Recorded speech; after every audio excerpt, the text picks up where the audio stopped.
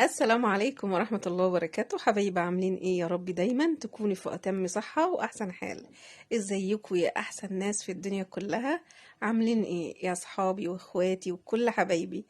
ايه النهاردة هنعمل ايه النهاردة يا عبير؟ احنا هنعمل النهاردة ده بديل اللحمة. مال دي ايه يا عبير؟ دي مش لحمة؟ لا مش لحمة بجد، بجد والله مش لحمة.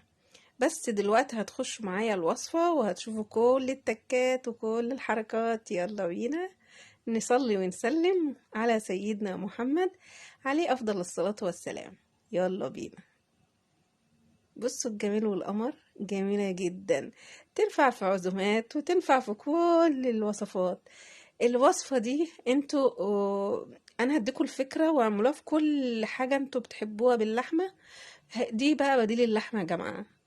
امال دي مش لحمة عبير؟ امال دي ايه؟ كبد وقوانص الفرخة. كبدة الفرخة وقوانص الفرخة. انتي عاملة بيها ازاي يا عبير الوصفة الجميلة دي؟ يلا بينا ندخل. يلا بينا، بسم الله الرحمن الرحيم. احنا كده فصلنا الأنثى عن الكبدة وقطعناها زي ما انتم شايفين كده قطع صغننة كده، والكبدة برضو نفس الحكاية قطعتها بالمنظر ده. هتعملي ايه يا عبير؟ هنفرمها كده في الكبة. شوفوا مش هتفرقها عن اللحمة، والكبدة نفس الحكاية هنفرمها لوحدها، يعني دي لوحدها ودي لوحدها. بجد يا عبير يعني مش هتبقى مش حلوة وكده، لا والله هتبقى جميلة جدا. واللي ما بياكلش الكبد والقوانص بتاعة الفرخة بالطريقة دي هياكلها جميلة جدا. انا جبت البصلة، طبعا انا مش عايزة اكتر معاكم. البصلة عملتها زي ما انتم شايفين كده، كرملتها. انتوا عارفين ان انا وصفاتي كلها بحب كرمل البصلة بتاعتي.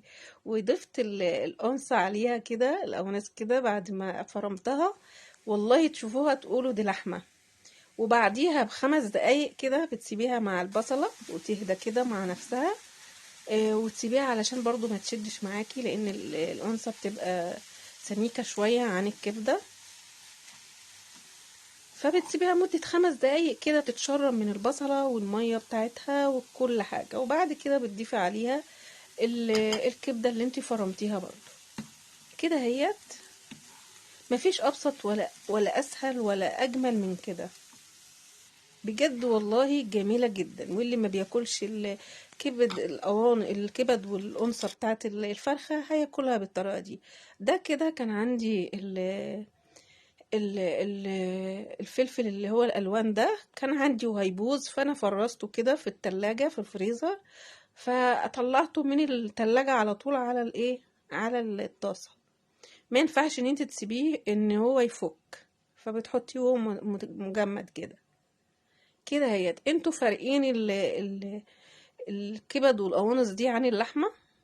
انا عن نفسي اول ما شفت الوصفة دي قلت امال لما هي مش لحمة امال هي ايه؟ بجد جميلة جدا، حلوة قوي قوي قوي. واللي هيجربها يدعيلي. كده احنا بنعملها. انتوا عارفين الكبدة ما بتاخدش اي سوا، يا دوبك انتي بتقلبيها تقلبتين معاها وبتستوي وخلاص بتنزليها من على البوتاجاز. كده هي كده جهزت معانا. نعمل بقى ايه وصفتنا الجميلة دي؟ هنجيب الصينية كده وندهنها بالسمنة، بالمادة الدهنية بتاعتك، سمنة زيت اللي انت تحبيه. اي حاجة انت بتحبيها. جبنا لفة جلاش كده زي ما انتم شايفين، 500 جرام يعني نص كيلو. ده الكرامة ده انا بحب اشتغل بيه جدا، حلو قوي كده. هوت انا مش هورق بقى ولا احط ما بين كل ورقة وورقة السمنة او الزيت او المادة الدهنية بتاعتك. مش هحط حاجة خالص. انتوا زي ما انتوا شايفين كده انا هحط نصها تحت وهفصل ما بينهم بالحشوة، وبعد كده احط النص التاني فوق كده. بس عبير ايوه، هو انتوا جلاش معروف ان هو بسيط جدا وحاجة لذيذة كده وسهلة، ما بياخدش اي وقت ولا بياخد اي حاجة. وصدقوني والله الوصفة دي في العزومات جميلة جدا. انا عملتها في فرح مرة، في خطوبة اما في مناسبة عندنا يعني. والله عملتها، بس كانت طبعا ما كنتش عاملاها بالطريقة دي. بس صدقوني والله الجلاش فعلا بالكبد والقوانص جميل جدا. يعني ممكن يكون احلى باللحم، احلى من اللحمه كمان. انا بحبه بالكبد والقوانص، احلى من اللحمه. يعني انا بفضله بالكبده والقوانص. كده اهوت. حطيت النص تحت وفي النص كده حطيت الحشو، وبعد كده حطينا النص التاني بتاع الجلاش فوق. هنحطه حلو قوي ونقطعه معاكم. قطعناه اهوت بالحجم اللي انت تحبيه. وبعد كده نجيب ايه، كوبايه وربع لبن. يعني كده اهوت. طبعا ما هيش مش دافيه ولا اي حاجه، هي كانت بره التلاجة يعني. بدرجه حراره الغرفه، يعني مش اللي انت تدفيها او كده. وبعد كده بتجيبي بيضه وبتعمليها معاها، ورشه ملح. وطبعا الفلفل محطوط في الحشوه، مش هنحط فلفل فيها خالص. وذرة ملح كده، يعني رشة ملح كده حلوة، يعني ايه، عشان ما تبقاش حادقة قوي، على حسب. كده بقى انت بتسيبيها وتركنيها. انت وراكي حاجة تعمليها، مش عايزة تاكلها دلوقتي وعايزاها ساعة الغدا. يعني انا كنت عاملاها بدري عن الغدا، سبتها والله كده مدة نص ساعة او ساعة. ما جرالهاش اي حاجة، بل بالعكس هي ازدادت حلاوة. وشربت من الخليط اللي انا عاملاه ده. كانت جميلة جدا والله. بصوا، حلوة قوي. ولو الصوت موجود هتسمعوا. في نفس الوقت بتقرمش وطرية، يعني بتديكي القرمشة الحلوة، وهي يعني بتعرفي تقطميها طرية جميلة. بس كانت لذيذة جدا. انا اديتكم الفكرة، اعملوها في معجنات، اعملوها في اي فطاير، في اي حاجة. هي حلوة جدا. ودي كانت وصفتي.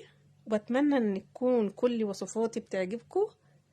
ويا رب كده اكون ضيفة خفيفة عليكم وكل مشاهديني الحلوين اللي وحشوني جدا. طبعا بكن لهم كل احترامي، وكلكم على راسي من فوق. ومتشكرة جدا كل اللي بيسأل عني. ميرسي قوي قوي ليكم.